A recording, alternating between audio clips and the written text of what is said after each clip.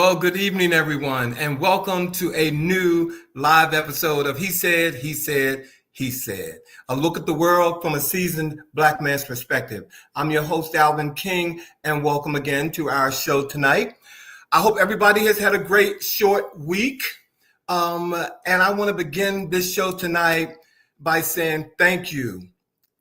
And I want to take a moment to say thank you again to everyone who called, sent messages, posted, or simply took a moment out of your day to wish me a happy 66th birthday. Over 1,500 plus messages have poured in across social media. I've received cards, comments, heartfelt words. Someone even sang a happy birthday in my DM, and I think he should get that published. I've never heard that version before.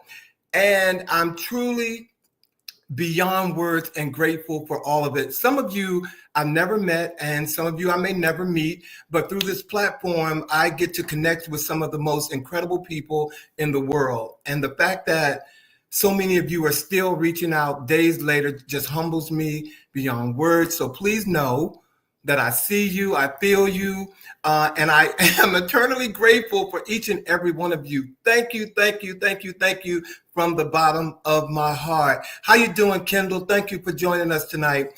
It gets harder each week to sit in this chair and try to bring you stories that uplift us, stories that make us laugh, stories that simply make us feel good. Because the truth is, we are living in a time where the weight of the world feels incredibly heavy, and much of that weight is political. It's being driven by an administration that seems more determined to divide us than unite us. And that division is showing up everywhere, in our neighborhoods, in our jobs, in our courts, in our social media, and every fabric of what used to feel like a functioning democracy. We know there are people out there doing incredible, beautiful, brilliant things, people who are shaping the world with love, innovation, and with courage. But at every turn, we're reminded that hate is still loud, still normalized, or rights being stripped from marginalized communities. It's heartbreaking, but it's also why we are here. Because he said is committed to being a resource to all of you all every week that we come on and we do this. We have to report the news, we have to call it out, and we have to give a voice to the truth, even if it's hard. So thank you again for joining us tonight. And with that being said, welcome to He Said, He Said, He Said. So if you all are ready, let's get newsy and let's get on with the chat.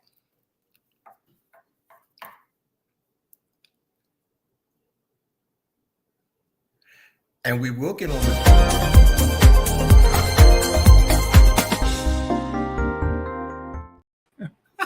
we will get on with the chat. We're going to get on with the chat. We're going to chat. Hey, my dudes, how y'all doing tonight? Very well. Your mind was spinning. Good evening. It's live. It's live. Look, the folks are here. Rose, Herbert, Monica, Michelle, thank you all for being here tonight. Thank you all. Thank you. Sean, Bobby, yes. Man in red, man in arms. Okay. I'm in South Carolina. I'm in my mother's home. It's very hot down here.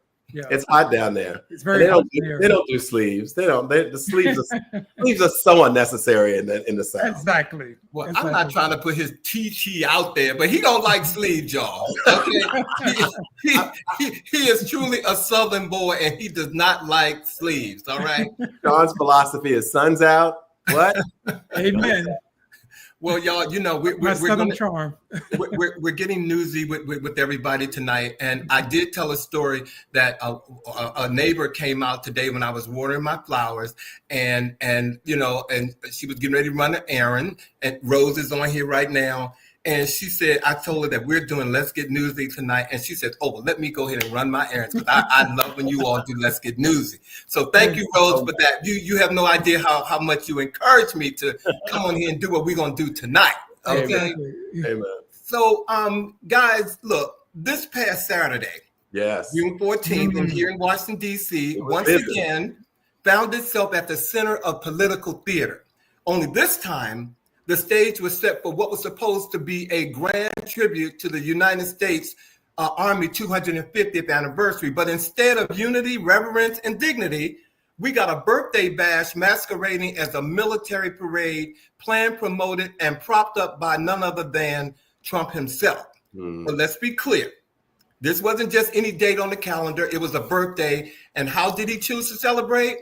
With tanks rolling down Constitution Avenue, fighter jets overhead, and millions of taxpayers' dollars funneled into what many are now calling a gross failure of optics, purpose, and impact. Sitting between his wife, Melania, and former Fox News host, Defense Secretary Pete Hegseth, Trump looked less like a revered leader and more like a man grasping for the pageantry of power. No meaningful public turnout, no bipartisan show of respect, no unifying message for the military, the people, or the moment. Just one despicable man sitting in isolation, surrounded by spectacle and silence. Yep. So, this wasn't a celebration of service. So who was it really about, guys? And my question to you is, do you believe the Orange Man's military parade was truly about honoring the U.S. Army, or was it more about honoring himself? Himself, of course. Do you think? It had so little to do with the Army. In fact, you could even tell by the presentation of some of the soldiers who actually participated in the parade that, you know, it was not the exact regimented type of military display that one often finds in like communist nations, countries, and so forth, you know, where everything is done to the nth degree. And so, you know, there were images of military people, you know, giving the heart signs, and, you know, and then I think one of my favorite images, which was really just amazing, was when one of the military people was walking with a drone in their hand. Like the drone wasn't flying, they were just kind of like holding it up this way. It was just really weird. I didn't see any pumping stands. Now, I wasn't there. I didn't even look at it. But it was no, you know how you get the music and at least if it was down there, they didn't show it on TV. They did not. And here's the thing, you know, I was in the marching band for 2 years in high school. It's not very difficult to march. And mind you, I marched with the xylophones. Those things are effing heavy. Okay. Oh, wait 1 second. You marched with a what? Xylophone. Okay. They're heavy. And the more you know, Bobby. Who knew? Okay. that could explain all of them, you know.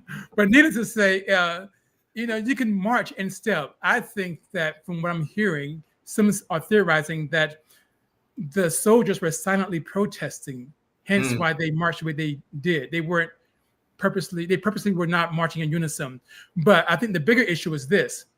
Years ago, I said to people, this country has a lot of money, a lot more money than you realize. And the mere fact that we can spend $45 million in a short period of time to appease an imp, okay, shows that this country has enough money to feed the hungry, to take care of the homeless, to make sure that every kid gets education and early head start, to make sure there's health care for every single individual.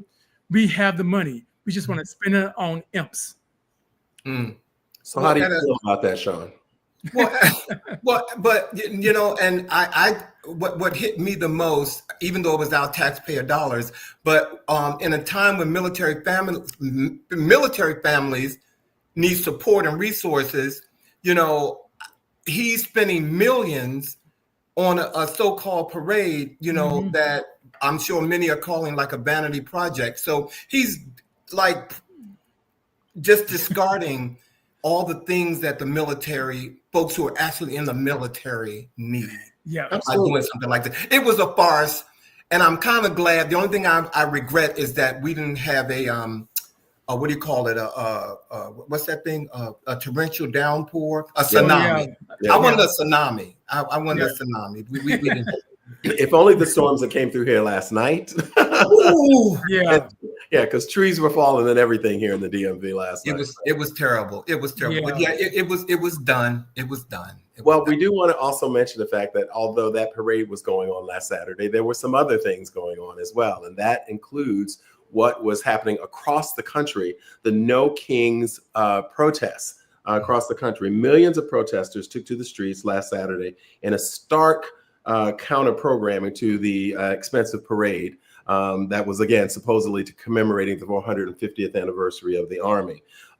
There were over 5 million protesters in over 2,100 cities, which is the largest single day protest against the president during the second administration. And one of the interesting things was when asked about the opportunity for protesters to protest against the actual parade and so forth, the response was that people would, in his most articulate way, said that protesters would meet very big force, is what he said. And although it's quite inarticulate, it was very concerning to me because, of course, peaceful protest is an American right. Right. Yeah. It is you have the right to do that as a citizen, as long as you are not destroying property, et cetera, et cetera. And of course, so there was a lot of concern about the safety of those who chose to protest against the parade. Now, I will say that there were no major clashes between law enforcement, although we all do know that there was the confrontation and the deployment of service people out in Los Angeles around the immigration protests going on out there. There was one person shot in Salt Lake City who was participating in the parades, and someone drove into a crowd of protesters in Virginia.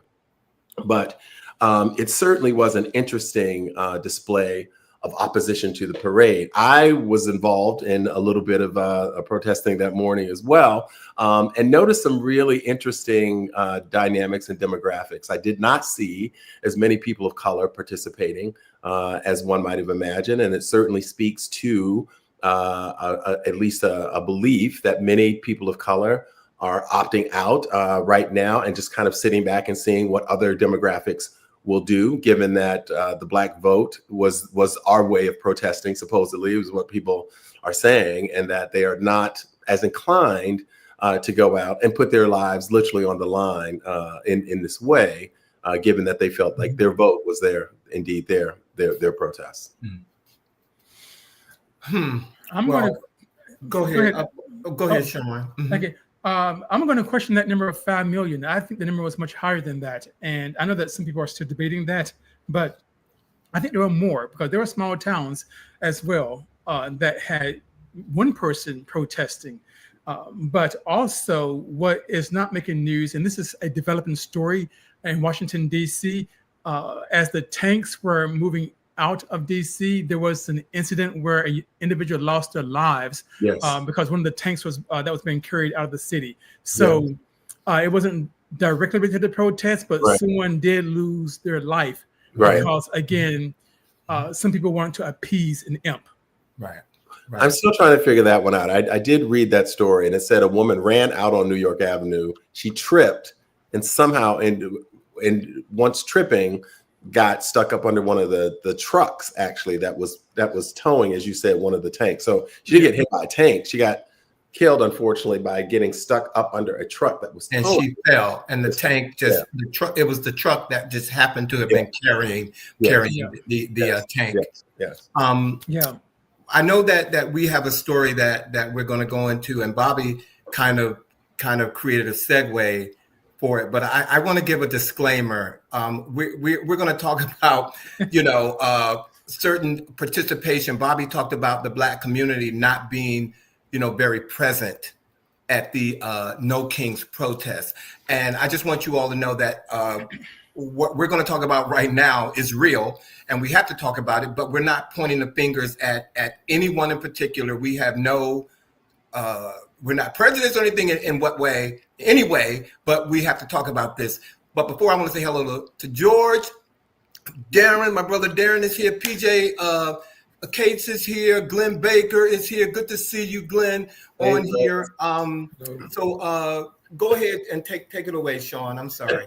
Yes, this is quite interesting. So we all, or some of us, are familiar with the Florida State Senator, Iyanla Garcia, She is the founder of Latinas for Trump, and she is now denouncing his policy when it comes to immigration.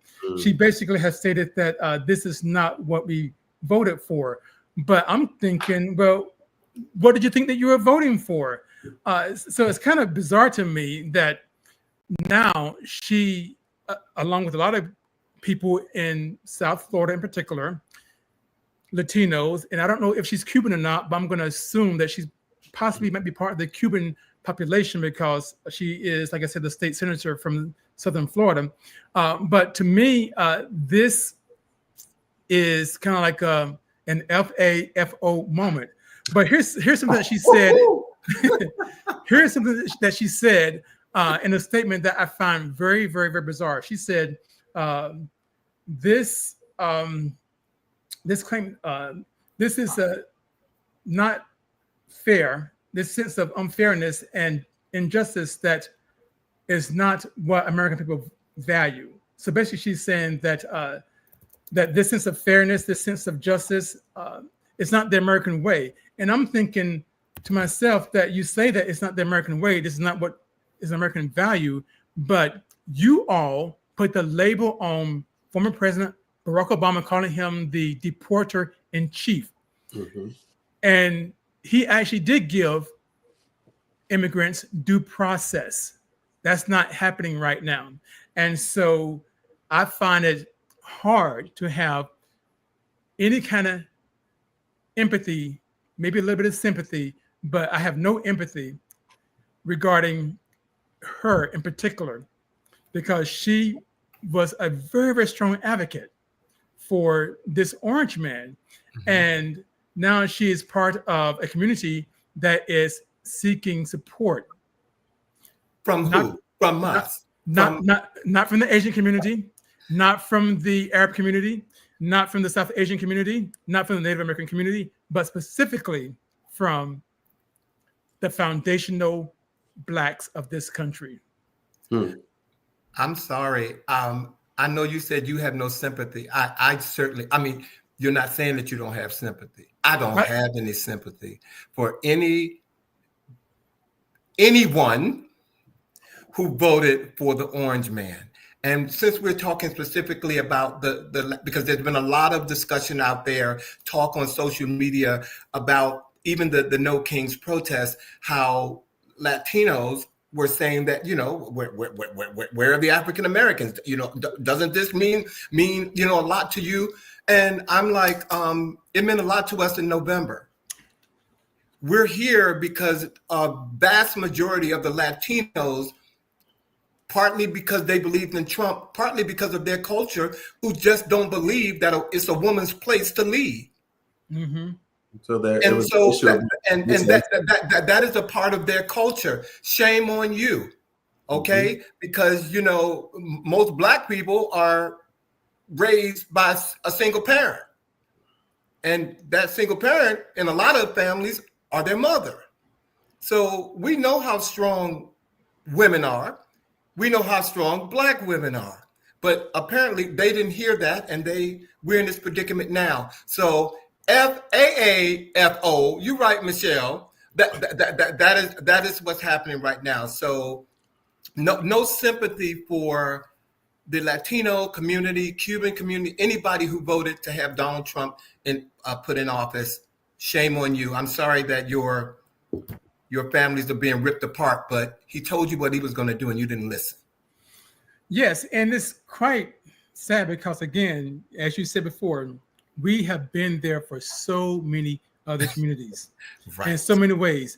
And just even reading about the Arabs in Michigan, those who were Arabs for Trump, that organization has changed its name to Arabs for Peace because they no longer want to be recognized or associated with the imp. But I'm like, it's too late now. It's too late. It's too late. Okay? You were warned. You didn't want to believe us who have 400 years of experience dealing with this kind of stuff. Okay.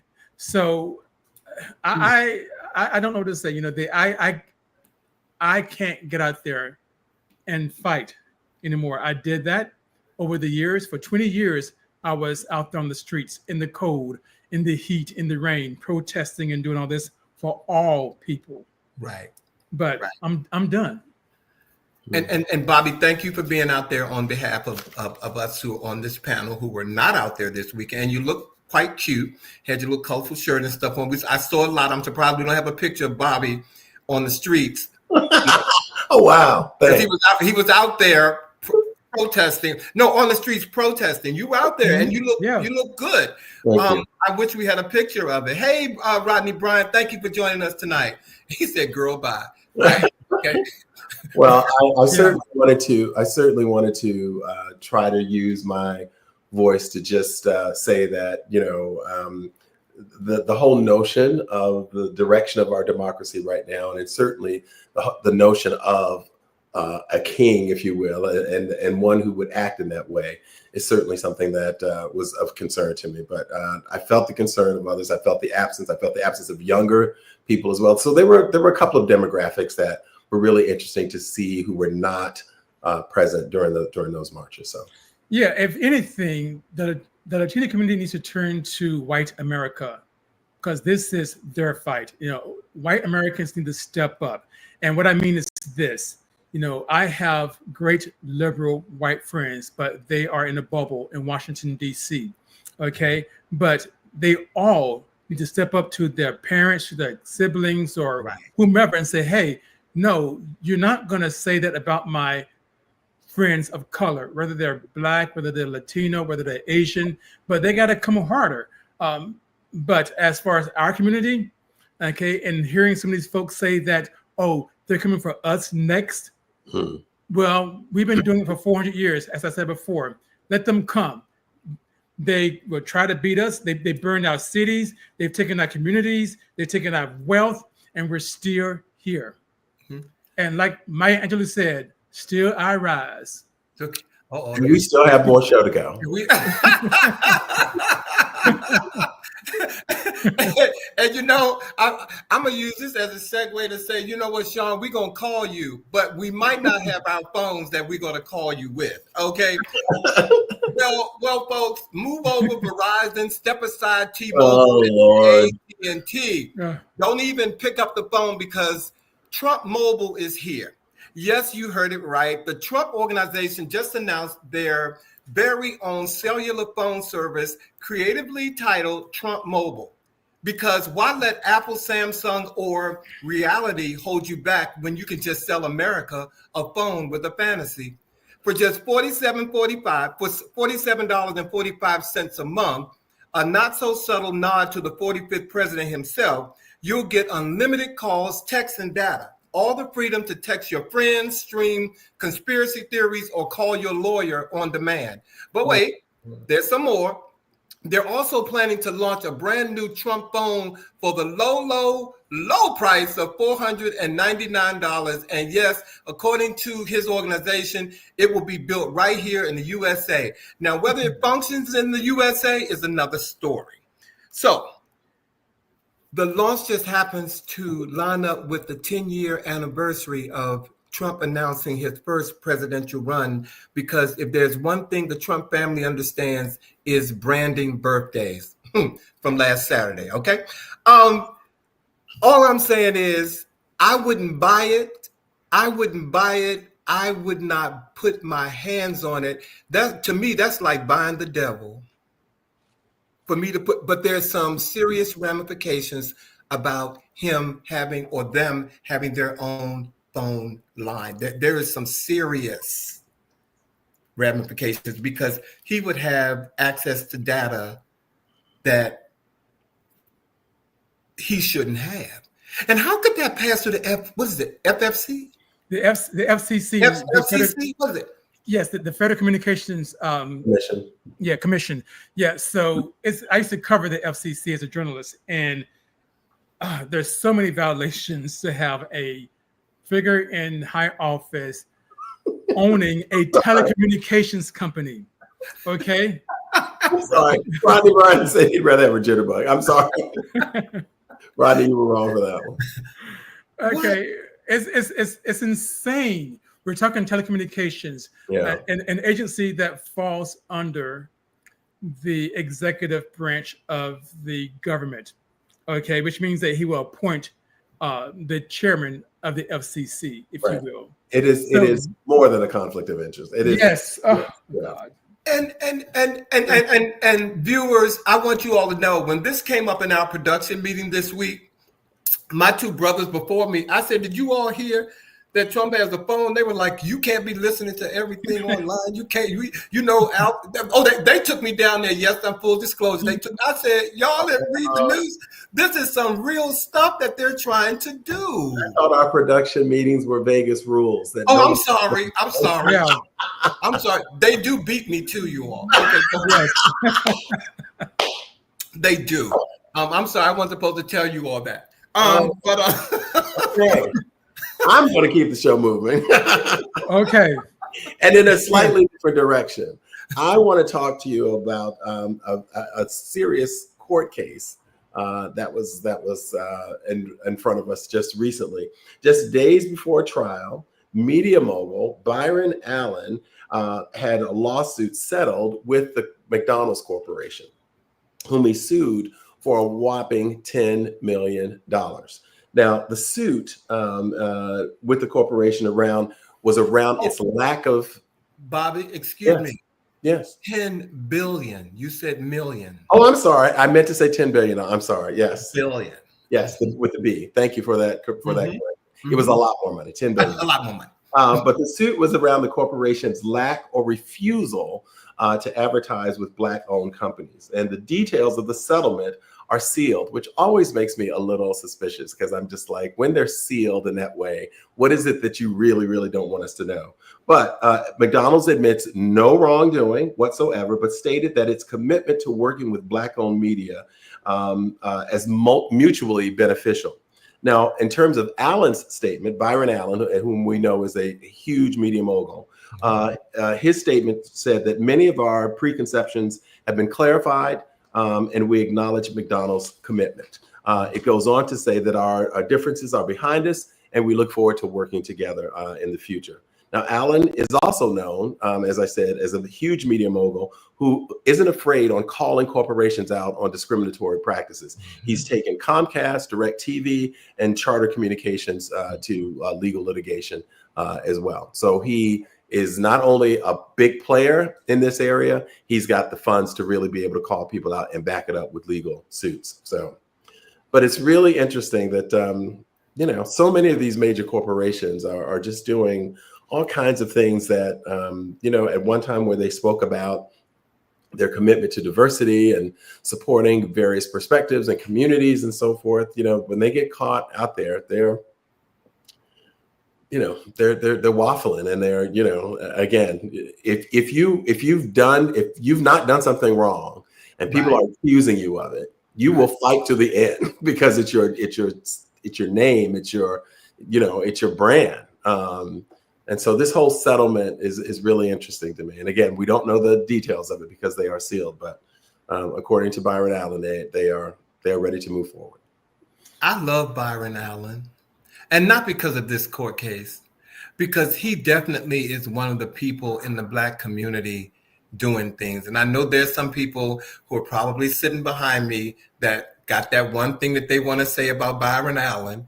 And I know they might be sitting in front of me too, but I know there's definitely some people behind me screaming something about Byron Allen, but he looks out for Black people. And he's come a long way from those little late night shows I used to see him on when he was interviewing C-list celebrities and so forth. He has come a long way. Well, Sean got fire underneath his bottom lip. I do. I do. I think Byron, well, I think he had sleeves on when the show began. Look at it. It just blown right off. Like, well, congrats to Byron, but here's the big issue. And it's a serious one, and I have a big problem with this case and his win. Good for him, and it's good for people like him. But what most folks don't know is that for more than 10 years, there has been a lawsuit against McDonald's by Black franchisees. Yeah. Mm-hmm. Okay. Why wasn't that included in the lawsuit? Why didn't Byron Allen use his wealth, his influence, to bring in those Black franchisees who have been fighting for years to get equal footing with McDonald's? Okay, and I guarantee you that those Black franchisees do more for the Black community than Byron Allen does on a micro level. Okay, and so this is what I don't like about the worship of wealth, rich people, or celebrity in this country, because we look at these kind of wins as if it's a win for the entire community, and it's not. Okay, these Black franchisees have been fighting McDonald's for years, and the reason I can speak passionately about this is because I was a business consultant for 7-Eleven for 5 years, and I worked with franchisees, and we only had one Black franchisee in the entire DMV. Okay, I struggled to get Black franchisees within the 7-Eleven Corporation. Okay, now there are none in Washington, D.C., in the DMV. And this is what's happening with McDonald's. So congrats to Byron for getting what he wanted. But what about the Black franchisees who've been fighting for years just to get anything from McDonald's? You raise a good point. Amen. That's a very good point. That's a very good point. Byron, I hope you're watching, because right here on he said, we have a point and we made it. so we need you to respond. Thank you. Right. So we're happy for you, but we also want you to look out for some of those Black franchise. Yeah. Yes. Yeah, absolutely. Amen. And just like with this next story, and the NAACP, the National Association for the Advancement for Colored People, do more. I'm glad that you all are breaking a 116-year tradition by not inviting the sitting president of the United States to your convention. The next convention, of course, is going to be July 9th through the 16th. And President and CEO Derek Johnson of the NAACP is not offering an invitation to the Orange Man, the imp that we have been talking about all evening. And I think that this is very honorable of the organization in its history, 116 years, of not inviting someone. Of course, Reagan spoke, Obama, the Bushes, etc. So there have been some unpopular presidents who have spoken at the convention. But this man that you see right now, he's not going to be there. He didn't get an invite. And I think that was quite good on behalf of the president, Derek Johnson, to not extend that invite to this Orange Man. I second that emotion. I do. He should not, he should not have gotten an invitation. And before we move on real quick, let me see. John Reed, he was responding to we're going to go back to the phone. John said that the U.S. does not have the technology chips to produce the phones here. China will produce the product for a couple of years. And of course, he has thrown sanctions at China. He moves quietly. I think he's talking about Byron Allen. Yeah. And then he says he would not be a franchisee, but in reference to advertising on his network. I'm not sure what that means. Can any of you speak to that? I'm not sure. I mean, I know Byron, he wouldn't be a franchisee, of course, and I'm not talking about him being a franchisee. I'm talking about McDonald's franchisees who are not part of this lawsuit, who've been fighting McDonald's for more than 10 years. Okay, in terms of resources and getting advertisement support from corporation, if you will. They're not getting that from McDonald's, and they've been fighting for years, unlike their white counterparts. Right. We know that Byron would not be a franchisee per se, but the question was whether or not he could have used his influence to also, kind of look out for the plight of those Black franchisees. Yes. So, yes. Yeah. Kudos to the NAACP. Stand your ground.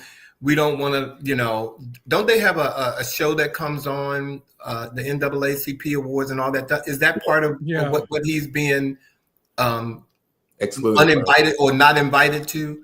Is that part of it? It's mainly their convention. It's kind of like, and I think they certainly learned from the National Association of Black Journalists, who invited him, and he literally showed out on stage. Just showed out awful. Yeah. So I think they certainly learned from that. So yeah.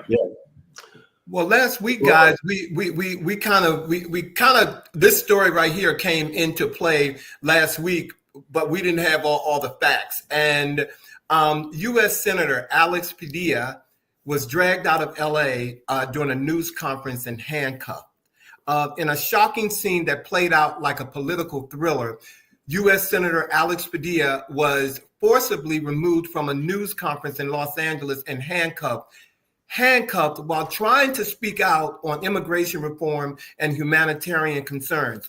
A sitting United States senator, silenced and restrained, not in a war zone, but on American soil, in his own state. The footage has sparked outrage, disbelief, and some very serious questions about democracy. Guys, what message does this incident, in your opinion, send about who gets to speak up in America and at what cost?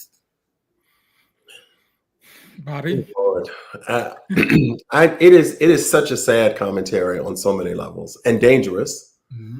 Because again, I believe that singular acts like this are done to send broad messages in terms of who can speak, who's valued, just the way, like I see something like this of a standing elected official, and then I see how a man who literally gunned down lawmakers is apprehended without cause, without being roughed up, without being like, this man went into someone's home, murdered them, tried to kill other people, and I'm not saying that he should have to be bumped up and bruised up, but I'm seeing how he is treated versus someone who is simply trying to speak up for his constituency in the capacity in which he was elected to do.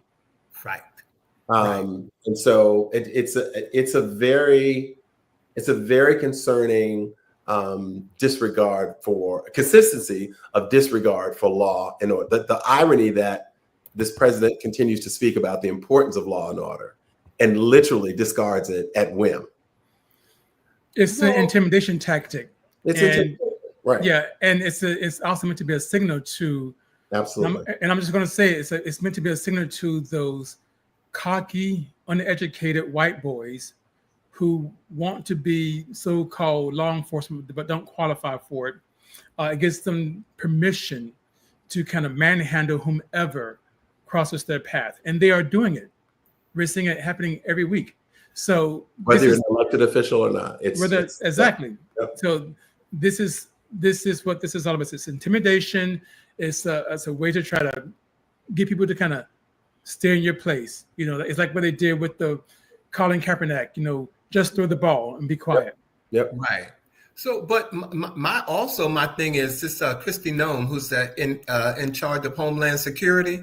This uneducated individual lied, said that he was attacking her. Right. And he was nowhere near her, and she felt attacked, and that's why she or the officers manhandled him. He was nowhere in proximity to her. Nowhere near that woman. Yeah. No. And so again, ladies and gentlemen, I told you all at the beginning of we dig real hard to bring you all something. So we've had to sometimes revert to just humor because you can't make this stuff up. You can't. Absolutely insane.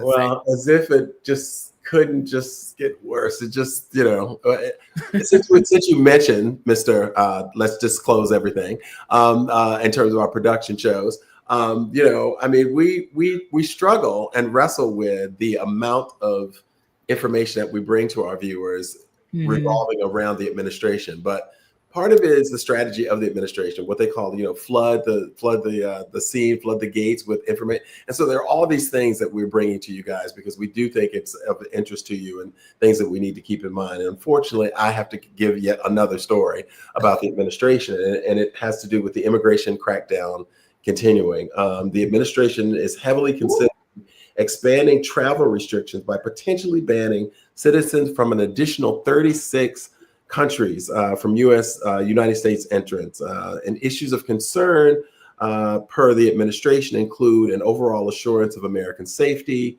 and foreign nationals following American laws. Now, we want to point out that 12 countries were banned earlier this month, citing protection against foreign terrorists. which again is quite ironic given the national terrorists that we find ourselves dealing with. Now, many of these countries are on the continent of Africa, which is another thing that we are pointing out. In fact, 24 of the 36 can be found on the continent of Africa. And of course, our Secretary of State, Rubio, also cites that part of the issue is the lack of competent or cooperative government management of identity documentation. These countries vary. They include, and I'm going to just run down quickly some of them, not all of them, but Angola, Barbados, Cambodia, Cameroon, Ethiopia, Gambia, Ghana, Liberia, Nigeria, Senegal, and Zimbabwe, to just name a few. It is just an ongoing, again, flooding of, and all of them together, a huge distraction. Because again, while all of this is going on, the parade, the immigration crackdowns, U.S. senators being manhandled and so forth, there is a bill that is trying to be slid in under the radar that would literally impact the lives of American citizens in profound. It's crazy. It's crazy. They just better leave my travel alone. Vincent Fleming said that that basically they don't. The sheets are not needed anymore. Yeah. I think I know exactly what you're talking about. Absolutely, because there were things that they were doing. They were under white sheets with that's not required anymore. And that's not required anymore. No more show and tell. Just tell. Yes. Yeah. I wonder if there's something more there, because I didn't get all those countries, but thinking about some of them, I know that a lot of them did not capitulate to the Orange Man in terms of giving him a gift, if you will. To basically pay to play. So I wonder if something that has to do with, I don't know. I'm just putting that theory out there. And again, it's just a theory. Its track record certainly suggests that. When you think about Qatar, for instance, now again, a $400 million jet is nothing to them. We know the wealth of that country. Right. Yeah. But it's also very symbolic. I mean, it may not be a lot in terms of their economy, but the reality of it is $400 million is $400 million. It's $400 million, no matter how you look at it. Well, we're going to have to close out our main topic. Sean, you want to close us out tonight? Yeah, I do. So this is not related to the imp in teeth, but with such gusto, doesn't he, Alvin? He just go ahead. But I think this is an election to watch. So as we all know, that there is a mayoral race in New York City. And this is a pretty big deal. This is the largest city of the United States. And we have two people who are getting most of the news buzz, if you will. And that's Andrew Cuomo and Zohran Mamdani. So now a lot of the focus is on Zohran Mamdani because he is a Ugandan-born Indian man who came to this country with his parents at the age of 7. And of course, he's an assemblyman within the New York City city government, and he's now running again, like I said, for mayor with a few others. It's a big field, but Mamdani and Cuomo are getting a lot of the news. But people need to keep in mind that New York has what they call ranked choice voting, and voters in New York get to pick 5 candidates. Okay, and those candidates will be ranked, and whoever ends up with 50% of the vote, that person becomes the candidate for the Democratic when it comes to the general election in November. So now, like I said, Zohran Mamdani is getting a lot of buzz because he's born in Uganda. He's age 33, I believe. I forget his age, 33 or 35, something like that. He just got married. Okay. And he's, like I said, Indian, and he's very, very, very progressive. He's been very, very vocal about his thoughts on Israel and Iran and some other issues regarding healthcare for New Yorkers and education for New Yorkers. But I think that because they have ranked choice voting, that the comptroller, Brad Lander, might end up coming out on top. Oh, from what I keep seeing, Cuomo, they say Cuomo is the first choice. Is destined to win the race. So yeah, but it's ranked choice. That's what people got to keep in mind. With ranked choice voting, just because he's getting all the buzz doesn't mean that he might actually win. I'm not a predictor, but in DC, folks voted for ranked choice voting, but in DC it hasn't been implemented because we don't have the funding for it. That's why we don't have it right now. But in New York, they've they've had it before, and keep in mind also that the current mayor, Eric Adams, he's running as an independent this time around, not as a Democrat, because he's very unpopular. So it's going to be a three-way race come November, but very unpopular and has the grace of the current administration. Yes. Correct. So, he needs to, well, I don't live in New York, but we don't need another crooked person running. We don't, well, and that's our next talk show, ladies and gentlemen. Okay. Well, ladies and gentlemen, thank you. That was our top story, but we got some entertainment news. I'm sure you all have been paying attention to the news, and there's a lot of hot stories in the entertainment world, and this was kind of hard for me. But tonight we're going to dive into a story that's sending serious shockwaves through Black Hollywood and beyond. Entertainment mogul Tyler Perry, writer, director, and studio owner, and pillar in both faith-based and mainstream entertainment, is now facing a $260 million lawsuit from the Oval actor Derek Dixon, who is accusing Perry of sexual harassment. According to reports, Dixon claims the harassment took place over several years during his rise in the industry, and most damning of all, he says he has emails from Perry that suggest an abuse of power behind the scenes. Now, we live in a time where the line between allegation and cancellation moves faster than facts. And while we must protect and believe victims, we also must acknowledge that Tyler Perry, like anyone, is innocent until proven guilty. Still, this story raises some uncomfortable but necessary questions about power, about trust, about silence, Bobby and Sean, and how even the most respected names in entertainment are not immune from controversy. I'm no lawyer, but I'm just going to say right now, you're innocent until you're proven guilty, because yes, I've seen some of the text messages. I read some of the text messages, but this was also a grown man going up in a grown man's bed. I'm still stuck on the beauty of that line about allegations and cancellations. I'm just like, come on now, right? Well, I mean, but when you're Black these days, you are just, the minute they say something about you doing something, especially sexual allegations, and I'm not making a mockery of it, but automatically you are guilty. Yeah. And don't let it be gay related.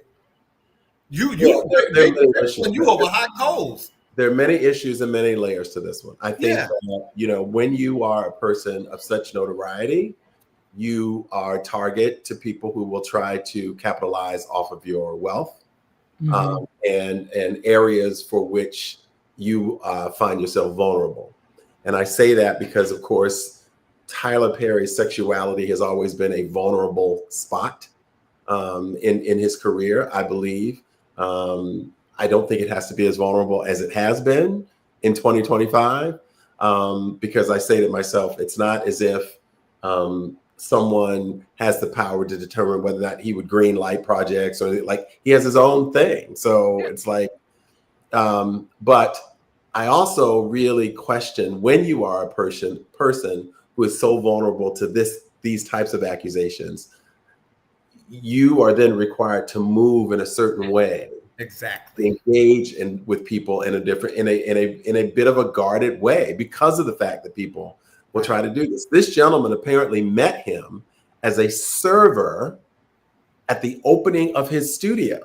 If you all remember that huge opening, all the celebrities were there. This gentleman was a server. Mm-hmm. How does a server get your phone, the number of the guy who is like? Yeah, I have a theory about that, Bobby. And well, Lana Turner was, look, come on now. We got to go back 50 years when Lana Turner was discovered at an ice cream parlor and somebody gave her card. Yeah, and that's my point, Alvin, is that a lot of people were, even today, they're servers. And you both know, I'm no fan of Tyler Perry, not at all. And for Derek Dixon, he didn't rise very far, did he? And second to that. And no, it's just like, to me, Alvin, I also read the text. It looked like Tyler Perry, and again, I'm no fan of his, was trying to just actually date. Yeah, I think he was trying to date a grown man. Yeah. I do too. I just, again, my point is, and we can keep talking, but when you're a grown person ending up in a grown person's bedroom, but the only thing you can say is because they have so much power that you just couldn't say no. Yeah. There's something selfish going on with you too. Maybe you just absolutely. Yeah. So Yeah. you know, and Vincent says when he uses platform to speak, Vincent said when he uses platform to speak truth on the award show. Oh, on that award show.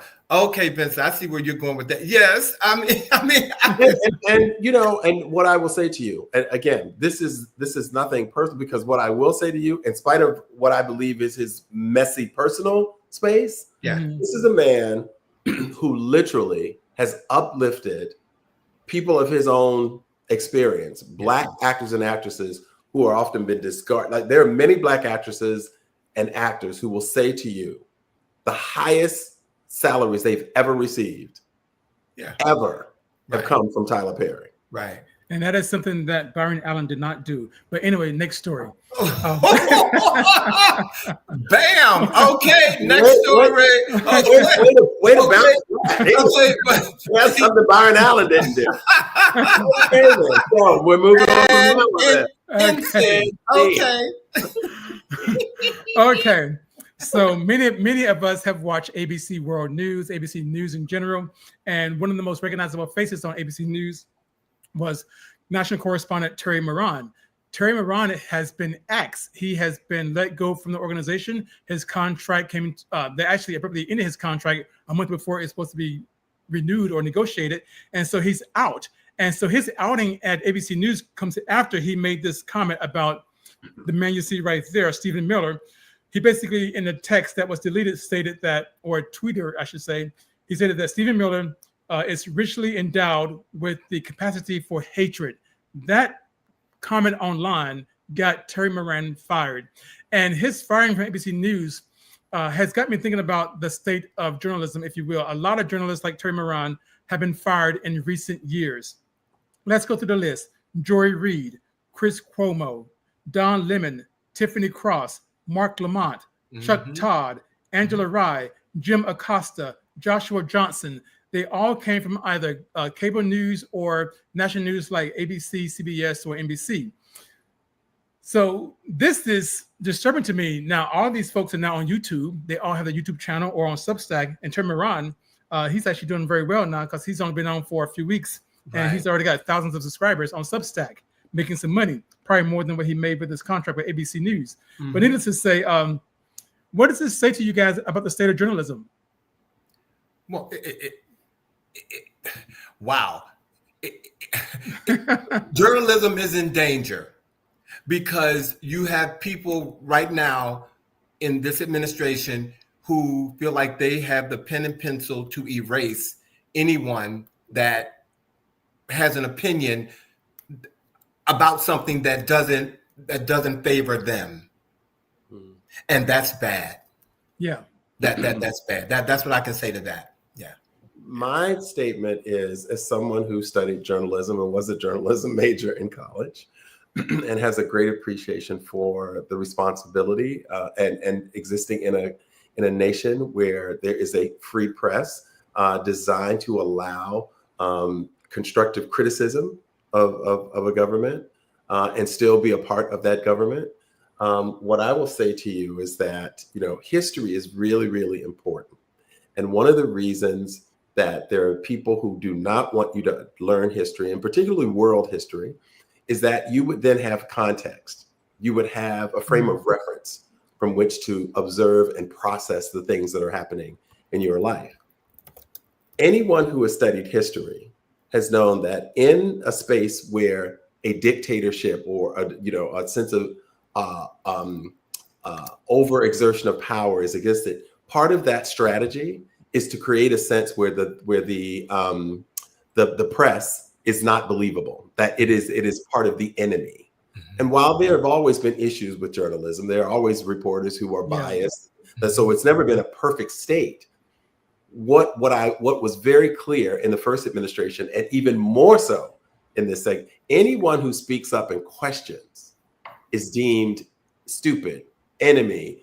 You know, we look at the number of reporters who in the White House press room during press conferences, when any question, what a stupid question. If anything were really serious and challenging, it was deemed stupid. And of course, you come from this agency, so of course you're not about. But it's part of a greater strategy to create a sense of the press being a them against us kind of situation. Well, and keep in mind, you guys, that there's only one profession mentioned in the U.S. Constitution, and the Constitution says that profession must be protected. And that one profession mentioned in the Constitution is the press. Freedom of speech. That's what it's rooted in that. No, the press. It says the freedom of the press. Yes. That's the only profession mentioned. But the job of the press is rooted in the freedom of speech. True. Right. Yeah. Well, before we go on, Michelle Abuli says everything and everyone who does not agree with that orange fool is subject to be fired, and that is period. You're absolutely right. Again, if you don't favor them, then you are fired. That's my housemate speaking true. Okay. So what is going on? We got more entertainment news before we close out. I know we're getting close on time. Okay, so again, I don't know. I don't know. Why do I have some of these stories this week? Now I got Diddy. Okay. Well, keep your hands dirty with Diddy. Just go ahead and get through that. Well, we are in the fifth week of a very slippery trial. There's a lot of baby oil and all that stuff still being. But we're in the fifth week of this trial, and just to give you a quick summary again, reminding you that he is Sean Diddy Combs faces 5 criminal counts: racketeering, conspiracy, sex trafficking by force, fraud, or coercion, and transportation to engage in prostitution. And there have been his former girlfriend Cassie in her pregnant state. There have been lots of testimonies going back and forth. So here are some of the notable developments. One juror was dismissed due to concerns about the juror's behavior. The trial was adjourned unexpectedly due to a sick juror. I wrote my notes here that the prosecution is expected to rest its case soon, with the defense then presenting its case. And most recently, jurors were required to actually watch some of the footage from one of the alleged freak-offs. And although they were watching screens and with headsets on, there are reports that even then you could still hear, sounds, so to speak. And as you were saying, as was pointed out through some of the images that we shared, this is a no cameras jury courtroom. And so a lot of the renditions and versions of what we're seeing are artist renderings and so forth. It's the fifth week, and they're trying to dismiss it. They're trying to have a dismissal of this or that, and it's ugly. I'm trying not to think he may get pardoned as well. What you say that once again? I was going to say, and there are some who believe that he has the capacity to be pardoned. Yeah, well, be pardoned, but there are some people who feel like he's going to get what do you call it? He's not going to be found guilty. Because a lot of the cases that people are coming up with are falling apart. Right there. Yeah. And some of it, going back to some of your theory with Tyler Perry also, is that there are some people who believe that while some of these things are not necessarily things that many would choose to engage in, that there were grown people doing what they were consenting. And then once things got out of control, decided that they wanted to, go in a different direction. So. Nobody's clean. Nobody's clean. Nobody's clean. And also, this just came out this week in a powerful movement of vulnerability and truth. Grammy Award-winning singer Chrisette Michele recently shared that at age 52 years old, she was officially diagnosed with a severe case of autism, in her own words. And for her, the diagnosis wasn't a setback, it was clarity. She said, and I quote, "My life finally makes sense now." And for so many people and fans who and neurodivergent individuals alike, that statement resonated deeply, because sometimes understanding yourself is the most liberating kind of healing. Chrisette Michele has always been an artist with depth. Many of you know her for her involvement in the Trump's first term in office, and she performed for him, and you all canceled her.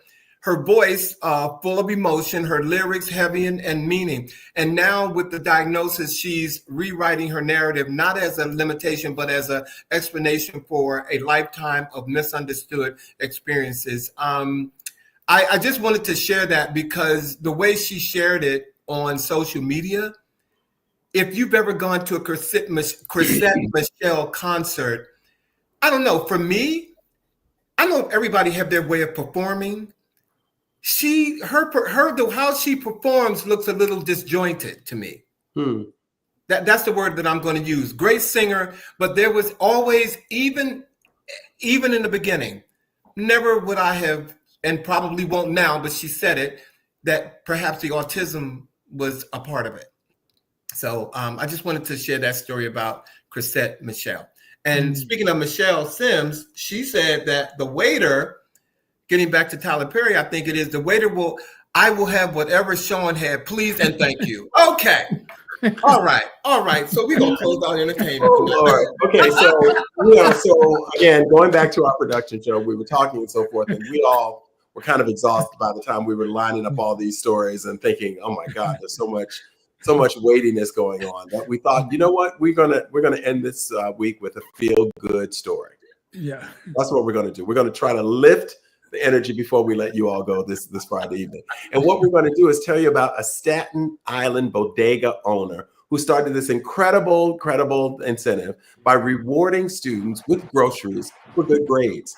So Zach, get his name, Zach's Finest Deli and Grocery, yes, started this initiative where students who achieve an average of 80 to 90% can choose any items that they want for free, while those with 70, 80% in terms of their grades can select up to $10 worth of groceries. And it went viral, and kids are coming in. And what he said was, it was amazing to see also the shift of things that kids were choosing. And this is the reality of the cost of food in America, that kids who once would go for candy and things like that, we're actually now getting eggs and grocery. And so he decided to really try to up that game and not just make it about sweets and so forth, but kids could contribute to supporting their families as well. But most importantly, it's about really trying to create an incentive for kids to do really well in school in a very tangible way. So we just wanted to tip our hat to Zach's Finest Deli and Grocery in Staten Island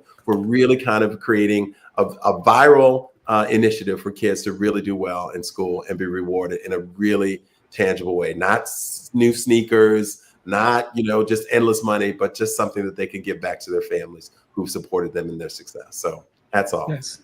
Thank you, Bobby. Thank you. And because Bobby was very adamant about us having a feel-good story before we left. He really was. For many of you all who follow us, we haven't had a Black Excellence segment.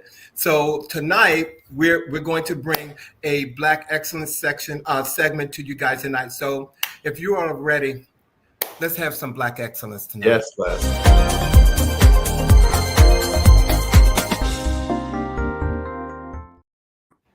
Well, ladies and gentlemen, as Pride Month comes to a close, I want to honor a pioneer whose life embodied both Black excellence and unapologetic pride. I speak her name, Ruth C. Ellis. Born 1899 to parents who were former slaves, Ruth came out as a lesbian at just 16 years old and was met with full acceptance from her family. In 1937, she and her partner moved to Detroit, where Ruth became the first woman in Michigan to run her own printing business. But her home was more than a business. It became a haven for Black LGBTQ folks. Ruth offered food, shelter, support, and even paid college tuition for young people who had nowhere else to turn. After Stonewall at the age of 70, Ruth began speaking across the country for gay and lesbian rights. And at 100 years old, she led the San Francisco Dyke March, still standing strong and showing up. At the time of her death, at 101, she was recognized as the oldest out lesbian in the United States. She is the subject of the documentary Living with Pride, Ruth C. Ellis at 100, and is the namesake of the Ruth Ellis Center, a shelter for homeless and at-risk LGBT youth in Detroit. Tonight, I honor and speak her name, her service, and her spirit. For my Black Excellence series tonight, I proudly honor Ruth C. Ellis. See, come on now. Come on. Now that's good stuff. That's how it is. That's Bobby. That's how we do. We do our thing in those production. They beat me, y'all. I tell you, they do beat me. They do, and I take a beating very well. But thank you. Yeah, we honored Ruth Ellis tonight, ladies and gentlemen, and thank you all for sticking with us tonight. We do what we do, and sometimes when we're live, we be so into it. We just go over a little bit. So thank you for sticking with us tonight. Bobby and Sean, you guys are the best, next Friday, we are ending our Black Music Series month on June the 27th with soul singer artist Timothy Lloyd. You all have to hear this man's voice, okay? He is no joke, and he will be with us next week. And our words of the week this week, actually provided by Bobby, is a prayer. All right.